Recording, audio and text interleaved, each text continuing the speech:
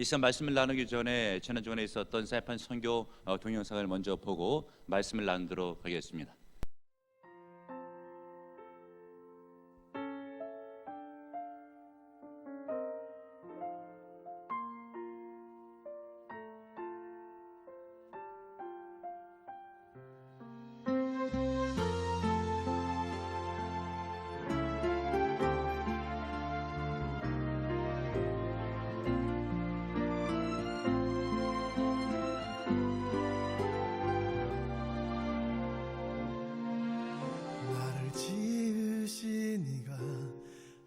하나님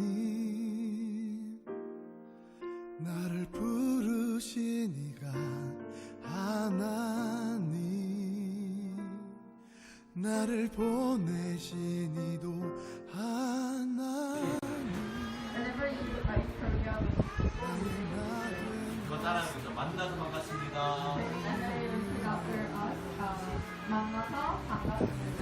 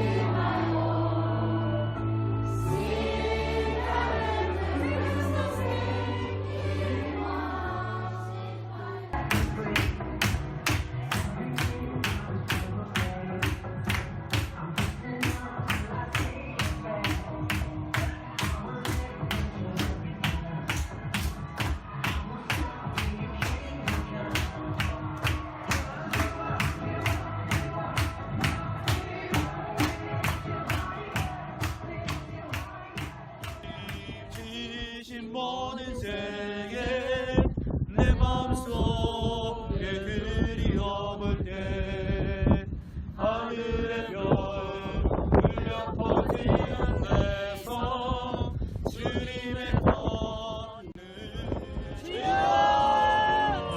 주저함 없이 그 땅을 밟음도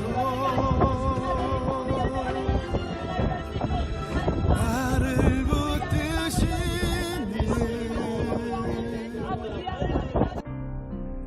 하나님의 은혜.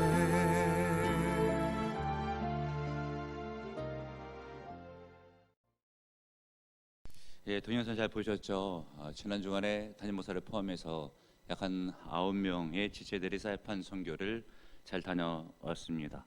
협력해 주신 모든 성도님께 감사를 드리고 안익현 선교사님께서 매우 감사하는 마음을 품고 계십니다.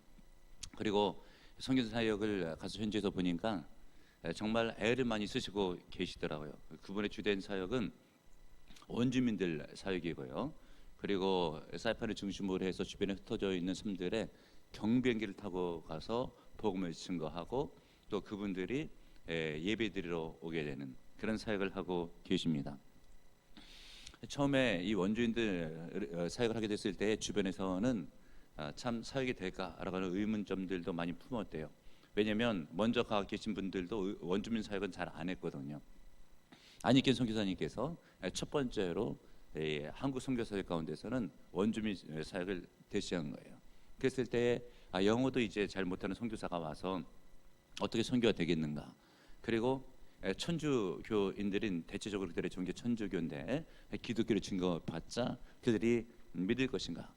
또 우리들은 베테랑인데도 아직도 하지 않고 있는 사역을 잘 해낼 수 있을까 뭐 등등에 대한 의문점들이 있었지만 약 한 10년 전쯤에 사이판 원주민 사역을 아주 훌륭하게 해내서 여러분들이 영상을 보는 것처럼 많은 원주민들이 아이들과 함께 예배를 드리고 있어요. 그 영향으로 다른 한국 선교사님들도 원주민들 사역을 시작해서 각 교회들마다 원주민들이 구원받고 있습니다. 이처럼 한 사람의 영향력이 대단해요. 오늘 성경 본문에 보게 되면 우리 주님께서 그리스도인은 영향력 있는 삶을 살아야 된다. 남에게 믿음의 본을 끼쳐야 된다. 그것을 빛과 수금의 역할을 감당하는 말씀으로 해서 대신하고 있습니다. 여러분, 세상의 빛과 수금의 역할을 감당하시는 은혜 충만한 좋은 영향을 미치시는 여러분들 되시길 축복합니다. 그러면 우리가 영향력 있는 그리스도인이 되기 위해서 빛과 수금의 역할을 감당하기 위해서 우리는 어찌해야 될 것인가? 14절 말씀해 보니까 너희는 세상의 빛이라 라고 말씀하셨어요. 13절에는 너희는 세상의 소음이라 라고 말씀하셨죠. 우리가 빛이다, 소음이다 라고 하는 인식이 있을 때에 비로소 빛된 삶으로, 수금된 삶으로 세상에 좋은 영향을 끼칠 수 있는 그런 인생을 살아갈 수 있다는 것을 믿으시는 여러분들 되시길 바랍니다. 의식을 가져야 돼요. 빛이라고 하는, 소금이라고 하는 믿으시는 여러분들 되시길 바랍니다. 서양에는 노블레스 오블리제라고 하는 전통이 있습니다. 이 말을 그대로 번역하게 되면 귀족적 의무라고 하는 말이 되겠죠. 귀족적 의무라고 하는 것은 여러 사회 계층 가운데서 귀족층에 있는 사람들은 뭔가 사회적으로 어떤 의무를 행사해야 될 그런 위치에 있는 사람들이다라고 하는 것이죠. 이런 노블레스 오블리제가 등장하게 된 배경은 1차 세계대전 때에 독일의 귀족이었던 리트호엔이라고 하는 젊은이로부터 시작하게 되는데 젊은 남작이었어요. 공군 비행사로 그가 지원하게 되었고 그는 지휘관이었어요. 그런데 자기의 비행기가 눈에 띄게 빨간색으로 적군이 알아볼 수 있게 오히려 자기를 추격하느냐고 다른 비행기가 안전할 수 있도록 그렇게 귀족적인 의무를 지녔던 그가 빨간 비행기를 색칠을 해서 그렇게 전투에 참가를 하게 됩니다. 결혼도 안 했어요. 왜냐하면 전투에다 죽게 됐을 때 아내를 미망인으로 남겨두게 되면 귀족이 할 짓이 아니다 라고 해서 결혼도 안 했습니다. 그리고 나서 적군기를 80대를 격추시키고 그런 붉은 비행기와 함께 26세 젊은 나이에 산화되게 되죠. 그러면서 지금도 독일 국민들이 그 젊은 남작을 붉은 남작이라고 부르면서 노블레스 오블리제라고 하는 전통을 가지고 글을 기리고 있습니다. 이런 의미에서 여러분 우리도 영적인 귀족이에요. 왜요? 하나님 나라의 백성이잖아요. 이 땅 사는 사람들과 비교해 보게 됐을 때 선민, 선택받은 자예요. 그런 의미에서 우리도 영적인 귀족적인 의미가 있어요. 그래서 성경 본문에 우리 예수님께서 말씀해 주기를 너희는 빛된 삶을 살아야 된다, 소금된 삶을 살아야 된다 믿는 여러분들 되시길 바랍니다. 그런데 예수를 믿으면서도 우리가 유익을 주고 남한테 혜택을 주는 삶이 아니라 자기만을 생각하고 이기적인 마음만 있다고 한다면 어떻게 빛된 삶을 살 수가 있겠습니까? 말씀드린 것처럼 독일의 귀족이 귀족적인 의무를 갖고 사는 것을 좋은 전통으로 여겨서 지금까지 영향을 끼치고 있는 것처럼 예수 믿는 우리가 믿음 안에서 그리스도인으로서 빛된 삶으로, 수금된 삶으로 그런 의식과 인식을 갖고 인생을 살아간다고 한다면 많은 사람들과 사회에 좋은 영향을 반드시 끼칠 수 있음을 믿는 여러분들 되시길 바랍니다. 그래서 오늘 성경 본문에서는 명확하게 우리의 정체성을 말씀해 주기를 13절에 너희는 세상의 소금이다, 14절에 세상의 빛이라 라고 말씀하셨는데 이것을 자칫 소금이 되라고 빛이 되라고 오해해서는 안 돼요. 소금이 되라고 하는 것은 지금은 아니라는 것이거든요. 빛이 되라고 하는 것은 지금은 아니라고 하는 것인데 우리 예수님의 말씀 가운데 너희는 세상의 소금이여 빛이라 라고 기록되었고 말씀이 증거되는데도 불구하고 자기의 속마음과 영적 상태 아니면 행실들 등을 보게 됐었을 때에 아니 내가 무슨 빛이야? 내가 무슨 소금이야? 이런 생각을 할 수가 있어요. 그것은 사탄한테 속는 거예요. 우리 주님께서는 우리의 정체성을 분명히 말씀해 주시기를 너희는 세상의 빛이라고 소금이라고 했는데 사탄이 아니라고 내 행실을 보라고 할 때 우리는 주눅들면서 나는 빛이 아니다라고 하게 되면 빛된 삶을 전혀 살아갈 수가 없다는 것을 깨닫고 오늘 성경 본문에 있는 말씀처럼 주님께서 빛이라고 말씀하셨으면 빛인 것이에요. 여러분 예를 들면 랜턴을 한번 생각해 보세요. 만약에 건전지가 거의 다 배터리가 닳았어요. 빛이 약화되겠죠. 그리고 랜턴 유리에 뭔가 이렇게 더러운 이물질이 껴있어요. 그 빛이 더 흐려지겠죠. 그렇다고 해서 이 랜턴을 보고 랜턴이 아니라고 누가 말할 수 있겠어요? 작은 빛이라 할지라도 빛은 빛인 것이에요. 믿는 여러분들 되시길 바랍니다. 이런 의미에서 여러분들은 다 빛 대신 예수 그리스도가 여러분 10년 가운데 주님을 영접할 때 들어가 계십니다. 그 빛을 반사하는 여러분들의 빛이세요. 믿는 은혜가 있길 바랍니다. 그래서 우리는 세상의 빛인 것이에요. 세상의 소금인 것이에요. 그런 정체성을 가지고 인생을 살아가야 돼요. 마찬가지로 예수님 시대 가운데 예수님께서 12제자를 불러주시고 가르치시는 말씀이 너희는 세상의 소금이요 세상의 빛이라 라고 하는데, 본인들도 생각했을 때 본인들이 소금 같지가 않은 거예요. 빛 같지가 않은 거예요. 왜 그런 생각을 할까요? 우리 주님께서 불러주셨을 때 그들의 대부분의 직업을 보게 되면 대체적으로 혁명가들도 있었어요. 데몬스트레이션을 일으키고 로마 제국으로부터 우리가 독립하자라고 하는데 앞장섰던 인물들, 혁명가들이 있었고요. 대체적으로 또 촌부였던 어부들, 고기 잡는 이들, 배움이 작은 자들도 있었어요.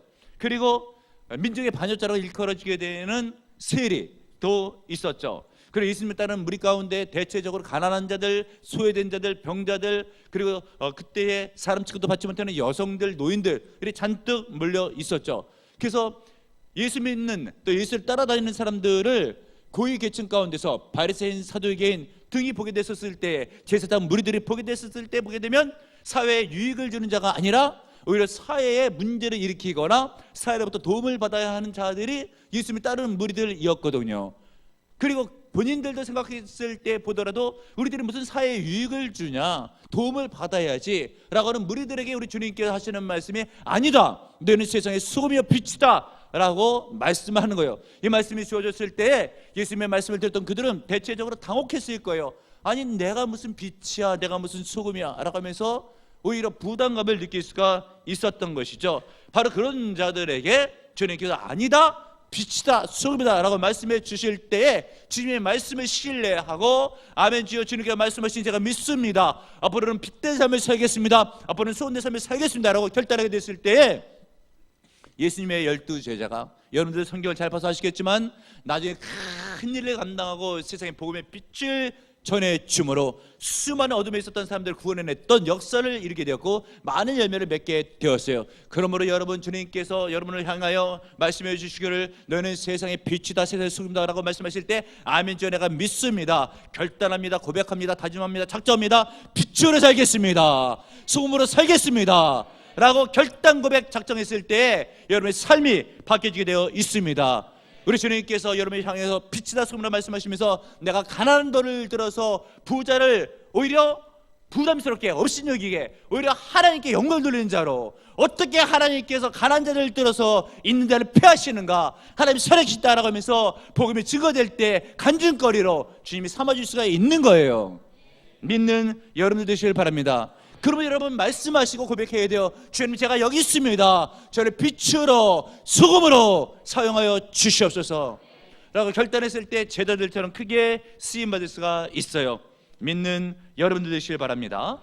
또 우리는 어떻게 하면 세상에 빛을 던져주는, 또 부패를 가로막는 소금으로서의 짠맛을 내는 삶을 살 수가 있겠습니까? 여러분, 우리의 삶의 처소가 중요하다는 것을 인식을 해야 돼요. 어디서 빛된 삶을 살 것인가, 어디서 소금된 삶을 살 것인가. 13절에 보니까 너희는 어디의 소금이래요? 13절 어디의 소금? 세상의 소금. 14절에 어디의 빛이래요? 세상의 빛이라고 하는 것을 염두에 두셔야지 돼요. 이 말씀은 다른 말로 바꿔 이야기하면 세상을 위한 소금, 세상을 위한 빛이라고 하는 그런 뜻이에요. 그러면 여러분 어디서 빛을 비춰야 돼요? 세상에서. 어디서 소금된 역할을 감당해야 돼요? 세상에서. 깨달으시는 여러분들 되시길 바랍니다.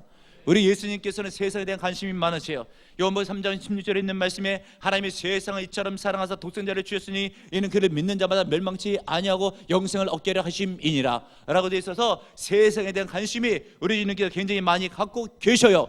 이런 의미에서 여러분 우리가 신앙생활을 하고 있잖아요. 신앙생활하고 있는 믿음의 터전이 교회 생활만 신앙생활이 아니라, 물론 교회 생활도 신앙생활이지만 가정에서 생활할 때도 신앙생활이고 사회에서 직장에서 생활할 때도 신앙생활인 것을 깨닫고 믿는 여러분들 되시길 바랍니다. 어떤 의미에서 교회는 훈련소예요. 여러분들의 믿음을 훈련시키는 것이에요. 그리고 그 훈련을 받고 바깥에 나가는 전쟁터예요. 사탄이는 무찌르고 영혼을 건져내고 취하는, 영생을 얻게 하는 그런 일에 여러분 쓰임을 받아야 돼요. 이런 의미에서 여러분 에베소 성경 말씀에 보게 되면 영적 군사로서 세상에 나갔을 때 하나님의 전신갑주를 입어야 돼요. 믿음의 방패를 가지고 성령의 검 말씀을 가지고 마귀를 무찌르고 영혼을 건져낼 수 있는 여러분들이 전투적인 그런 잘 훈련된 군사가 되어야 돼요. 믿으시는 여러분들 되시길 바랍니다. 근데 만약에 우리가 교회에서 훈련을 잘 받지 못하고 영적인 갑옷을 입지 못하게 되면 바깥에 나가서 어떻게 싸울 수가 있겠어요? 어떻게 빛된 삶을 살 수 있겠어요? 어떻게 소금된 삶을 살 수 있겠어요? 세상이 혼탁해집니다, 여러분. 왜요? 세상은 어둠이에요. 그런데 불구하고 우리들은 이야기할 때 사회가 혼란스럽고 세상이 어렵게 되면은 저 보라고 정치인들이 문제라고, 그 보라고 경제인들이 문제라고, 저 죄 짓는 사람들 보라고, 사회가 왜 이렇게 썩었냐고 라고 이야기하고 있지만 세상은 어둠이라니까요. 그 어둠에 그래서 여러분을 심어놓은 거예요. 무엇으로? 빛으로, 소금으로. 거기에 여러분들이 빛을 비춰야 돼요. 근데 만약에 빛을 비치지 않고 어둡다고 여러분들이 비난하고 있다고 한다면 여러분들의 임무를 까먹은 거예요. 그 일을 누가 해야지는다고요? 정치인이? 경제인이? 아니죠. 여러분들이 해내는 거예요. 깨닫는 은혜가 있기를 바랍니다. 세상에 빛을 던져줘야지 돼요. 여러분 베드로에 관한 얘기를 잘 알고 계시죠? 로마의 큰 핍박이 일어나게 됐을 때에 베드로가 다른 모든 사람들도 로마를 떠나서 피신 갔을 때에 피신을 가죠. 그러다가 중도에 잠시 쉬고 있을 때에 한 환상을 보는데 주님이 급히 어디로 가세요? 그 유명한 라틴어 잘 알고 계시죠? 커바디스 도미네, 주여 어디로 가십니까? 라고 할 때에 나는 네가 버리고 간 로마의 영혼을 위해서 다 십자가를 지기 위해서 그곳으로 간다 라고 하는 환상을 보고 그 자리에서 회개하고 로마로 다시 들어갑니다. 거기서 복음을 증거해요. 예수님이 십자가 돌아가실 때 똑바로 돌아가셨지만 나는 어떻게 감히 주님과 같은 자세로 순교할 수 있겠는가? 거꾸로 매달려서 순교를 하게 되죠. 여러분 우리가 떠나고 싶은 바로 복잡한 문제가 얽혀있는 바로 그곳, 세상. 어떤 의미에서는 가정도 복잡할 때가 있어요. 우리 집안은 왜 이러냐고 라고 할 것이 아니라 그래서 예수 믿는 나를 우리 가정 가운데 두셨다. 왜? 빛된 삶을 살게 하려고, 짠맛을 내서 부패를 방지하게 하려고. 왜 이렇게 직장생활이 힘들어요? 못된 사람이 많아요? 상사는 나를 괴롭혀요? 라고 할 것이 아니라 그래서 나를 거기에 심어 놓으셨다. 밝히시라고, 빛된 삶을 살라고. 나라가 왜 이 지경이냐? 라고 할 때 그래서 예수 믿는 사람을 주님께서 심어 놓으신 거예요. 나는 민족을 깨어 기도하라고. 깨닫는 여러분들 되시길 바랍니다. 여러분들을 불러주신 거예요. 세상의 빛으로, 세상의 소금으로 역할을 감당하시면 반드시 하나님의 큰 열매를 맺습니다. 노인들의 어머니라고 일컬어지는 소 엘리저라고 하는 이탈리아 여인이 있습니다. 그는 1990년도에 노벨 평화상 후보에 올랐던 인물이에요. 본국이 이탈리아인데 중국 선교에 대한 비전을 품고 중국에 가서 복음을 증거하다가 폐병에 걸려요. 너무 힘들어서 다시 고국으로 돌아오죠. 그러면서도 그 여인의 기도는 아버지 내가 선교 갔는데 나에게 왜 이런 고난을 주시나이까? 라고 하면서 그런 기도를 하지 않아요. 주여 제게 원하는 것이 무엇입니까? 왜냐하면 선교 갔다가 병 걸려서 다시 돌아왔으니까 나는 순종할 마음은 되어 있는데 도대체 무슨 사역을 하게 하시려고 어떤 뜻을 가지고 계십니까? 계속 그것을 기도하는 거예요. 그러면서 그는 고국에서 농장에서 일을 하면서 또 돈을 벌고 그것으로 이제 중국 선교를 지원하는데 본인이 이제 중국에 가 있지 못하니까 이탈리아에서 돈을 벌고 농장에서 번 돈을 그쪽으로 보내는데 후방 지원 선교 사역을 그가 해요. 그러다가 탈곡기에 오른손이 말려 들어가 가지고 오른손이 절단나요. 그때도 그 여인이 기도했을 때는 내가 왜 하나님 앞에 잘 하려고 하는데 나에게 왜 이런 고난을 주십니까? 라고 하지 아니하고 주님 내가 후방에서 이런 노동을 통해서 번 돈으로 이제 중국 선교 사역을 후원하려고 하는데 이렇게 되면 주님 내가 그 일을 하지 못하는데 과연 주님의 뜻이 어디 있기에 나로 하여금 이런 어려운 일을 당하게 하시냐고. 주여 도대체 하나님의 뜻이 어디 있습니까? 라고 주의 뜻을 밝히는 기도를 할 때에 하나님께서 한 환상을 보여주시면서 너는 세상의 빛이란다 하면서 보이는 환상들이 농장과 농장 주변에 많은 노인들이 그냥 지옥으로 가고 있는 환상이에요. 그러면서 그 여인이 복음을 증거할 때 이 노인들이 예수님을 영접해서 새 사람이 되고 천국 백성이 되는 그런 환상을 봅니다. 그제서야 그 여인이 깨닫기는 하나님께서 노인 살기 위해서 나를 쓰시려고 하시는구나 라고 하는 것을 깨닫고 불교의 몸으로 노인들을 돌보면서 수많은 복음을 증거하게 됐을 때에 수천 명의 노인들이 돌아와요. 그래서 그 노인들을 위해서 양론을 크게 쳐요. 큰 열매를 맺은 것이죠. 그러므로 여러분, 우리가 주 앞에 나와서 기도할 때에 나의 필요도 구하고 또 어려울 때는 힘든 면도 구할 수는 있지만 본질적으로 구해야 될 것이 주여 나에게 원하신 바가 무엇입니까? 나를 어디에 쓰시라고 하시려나이까? 나에게 이렇게 힘든 원한이 있는 것은 과연 어떤 뜻이 있는 겁니까? 라고 물을 때에 오늘 성경 부분에 있는 말씀에 의하면 너는 세상의 빛이란다, 세상의 소금이란다 라고 하면서 힘들고 어려운 바로 그곳에 내가 필요하기 때문에 내가 너를 보내었다. 믿는 여러분들 되시길 바랍니다.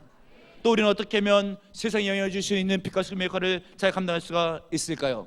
소금으로서 짠맛을 내고 빛으로서 빛을 비칠 때에 승리할 수 있는 인생이 되게 되어 있어요. 13절을 보시고요, 13절을 다 같이 한 목소리로 읽어서 13절 시작. 너희는 세상의 소금이니 소금이 만일 그 맛을 잃으면 무엇으로 짜게 하리요? 후에는 아무 쓸데없어 다만 밖에 버려져 사람에게 밟힐 뿐이니라. 아멘. 지금 소금에 관한 이야기를 해주고 있죠.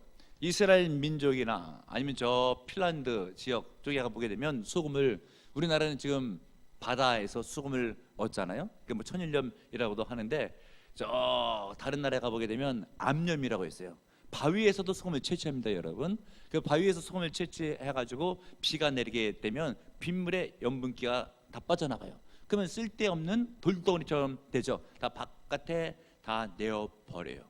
이런 배경하에 이제 염분이 빠져나간 그 소금을 누가 소금이라고 할 수 있겠느냐? 내어다가 버리지 않겠느냐라고 하는 거예요. 그러므로 여러분, 소금은 뭐예요? 짠맛을 내야 돼요.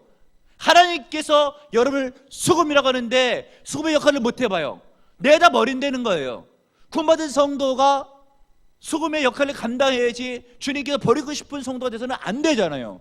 짠맛을 내시는 여러분들 되시길 바랍니다. 여러분들이 짠맛을 낼 때 세상에 소망이 있는 거예요. 여러분 바닷물 아시죠? 짜잖아요. 바닷물의 염분이 몇 %인지 아십니까? 불과 2%. 남태평양 같은 아주 깊은 바다에는 4% 정도밖에 되지를 않아요. 그 소금 때문에 바닷물이 썩지를 않고 유지되는 거예요. 여러분, 이 세상이 왜 유지되는지를 아십니까? 정치인들, 경제인들 때문에 유지되는 게 아니에요.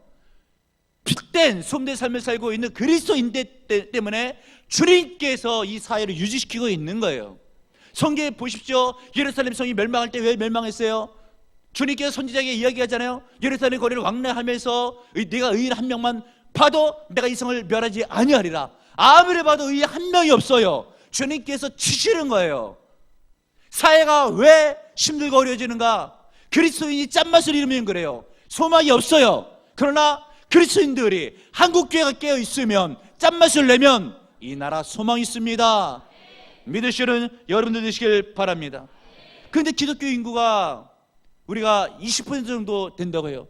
얼마 전에 통계청에서 통계를 냈을 때에 천주교, 불교를 다 앞장서는 데이터가 기독교 쪽으로 나와서 우리나라 국내 1위의 최대 종교가 기독교예요. 그런데 이 사회가 왜 이렇게 힘들어요? 왜 그래요? 짠맛을 잃었기 때문에 그럴 수가 있는 거예요, 여러분. 그러면서도 이야기할 때에 말씀드린 것처럼 정치인이 문제다, 경제인이 문제다라고 하지만 성경과 하나님은 짠맛을 잃은 소금인 바로 네가 문제일 수가 있다. 그래서 우리 성경 본문에 있어서는 역할을 감당하라고 하는 거예요. 인도의 처소에서 빛처럼 살라고 하는 것이죠. 근데 그렇지 못한 성도가 의외로 많이 있다는 거예요. 어느 목사님께서 친구 목사님이 신의를 인도하는 직장이 있는데 그 친구 목사님이 바쁜 일이 생기니까 대신 가라고 해서 하겠다고 라고 해서 그 직장에 가면서도 내심 참 마음속에 관심이 가는 일이 있었어요. 뭐냐면 자기 교회 성도가 그 직장을 다니거든요. 아무개 지사님이 오늘은 예배 인도하면서 직장에서 우리 교회 지사님도 만나보겠네 라고는 마음과 기대감을 갖고 예배를 인도하러 간 거죠. 그런데 보니까 지사님이 안 보이는 거예요. 속으로 말씀을 증거하고 예배 마치면서도 드는 생각 가운데 지사님이 아파서 회사를 못 나오셨나? 라는 생각 가운데 옆에 이제 예배 마치고 나서 담소 나눌 때에 혹시 이 회사에 아무개 지사님 안 다니시냐고. 다니신다고.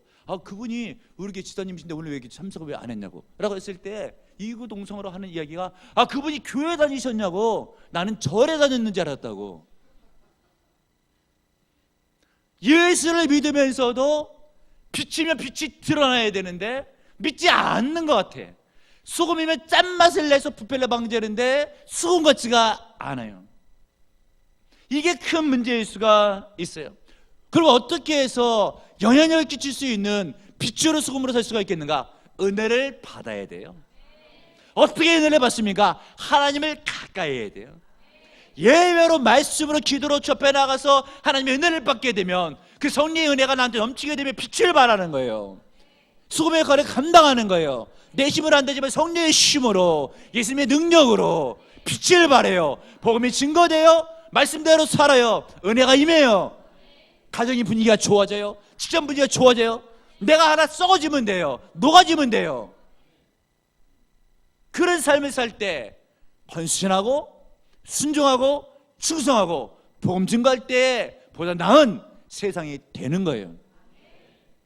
이런 의미에서 이번에 우리 선교팀들 사이판에 잘 갔다 온 것 같아요.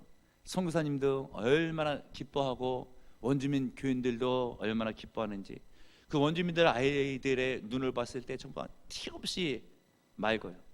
뭐라도 더 해주고 싶은 그런 생각이 들어요. 그런데 남루한 옷차림, 약 한 70년대쯤에 한국교회 같은 그 예배당 분위기를 간직하고 오래된 갖다 버려야 될 것 같은 가재도구로 꾸며져 있는 성전, 그리고 성전님 부부는 입고 싶은 거 입지 않고 먹고 싶은 거 먹지 않는 상태를 지나서 이제는 잘 입을 것 같은 생각이 들지 않고 잘 먹어야 된다는 생각이 들지 않는 그런 상태에 있어 보이는 선교사님 부부. 근데 거기 사이판은 미국이잖아요. 야, 요즘 세상에 미국에 이런 곳이 다 있구나 라고 하는 그곳에 보라비전교회 성도님들이 후원해 준 수건, 치약, 칫솔, 화장품, 여름옷, 성교비 등으로 그들을 섬기는데 교인들과 성도님들이 얼마나 기뻐하는지 몰라요. 우리 주님께서 얼마나 큰 영광을 거두었겠어요. 그 모습을 보면서 교회에서 준비해서 간 것 말고 그 자리에서 선교비를 더 드리고 선교사님 좋은 식당에서 식사를 대접하고, 그리고 선교사님 자녀에게 마음이 담긴 액수가 괜찮은 용돈도 전해주고, 그때 그 선교사님이 감동을 받으면서 예전에 얘들 고모가 왔다 갔는데 애들 10,000원짜리 한 장 안 줬는데 이렇게 용돈도 후하게 주면서 참 은혜를 많이 받는다고 하면서 우리 선교팀들이 잘하는 것을 볼 때 담임 목사로서 흐뭇하더라고요. 선교사님도 참 기뻐하시더라고요. 우리 하나님께서 큰 영광을 거두셨겠다라고 하는 생각이 들어요. 이렇게 선교를 마치고 막 귀국해서 있는데 카톡 문자가 왔어요. 잘 도착하셨는지요? 많이들 피곤해 하시겠네요. 귀하신 분들, 잘 훈련된 성도님들 보면서 참 기뻤습니다. 보라 비전교회가 최고입니다. 성교사님이 그런 문자를 보내셨어요. 여러분, 빛된 삶을 사시고 수금된 역할을 감당하시고 보라 비전교회가 세상에 그런 역할을 감당하고 마땅히 그렇게 하는 것이 성경의 원리고, 이것을 심중에 두셔야지 돼요. 세상에 영향력을 끼쳐야지 돼요. 어둠의 빛을, 썩어가는 곳에 수금으로서 짠맛을 내지 돼요. 앞으로 우리가 또 선교를 가요. 선교를 또 할 거예요. 여러분들이 기도로 물질로, 동참으로, 후원으로 많이 협력해 주시면서 빛된 삶으로, 수금자의 삶으로 승리하셔야 돼요. 개인적으로 가정에서, 개인적으로 직장과 생업의 터전에서, 그리고 나라를 볼 때 여러분 역할을 기억하면서 기도로, 삶으로, 성경의 윤리로 빛을 비추게 되면 보다 나은 가정으로, 보다 나은 사회로, 보다 나은 국가로 한국교회가 그렇게 될 수가 있습니다. 빛으로 소금으로 승리하시길 주님의 이름으로 축복합니다. 주님, 이제는 우리가 내가 사는 이곳은 왜 이렇게 힘들까라고 불평할 것이 아니라 그 힘든 곳에 나를 빛으로 소금으로 불러주신 주님을 기억하고 빛된 삶을 살아 빛을 어둠을 물러가게 하고 썩어가는 세상 가운데 짠맛을 내서 부패를 방지하고 그 일에 내가 쓰임받는다라고 하는 의식 가운데에 하나님의 빛을 던짐으로 가정이 변화되고 삶의 터전이 변화되고 더 큰 나라가 변화되는 그런 역할을 감당할 수 있도록 보람의 성도들에게 성령과 은혜를 기름 붓듯 부어주시옵소서. 승리할지어다, 복될지어다, 빛을 발할지어다. 아버지께서 도와주시기를 믿습니다. 예수님의 이름으로 기도합나이다. 아멘.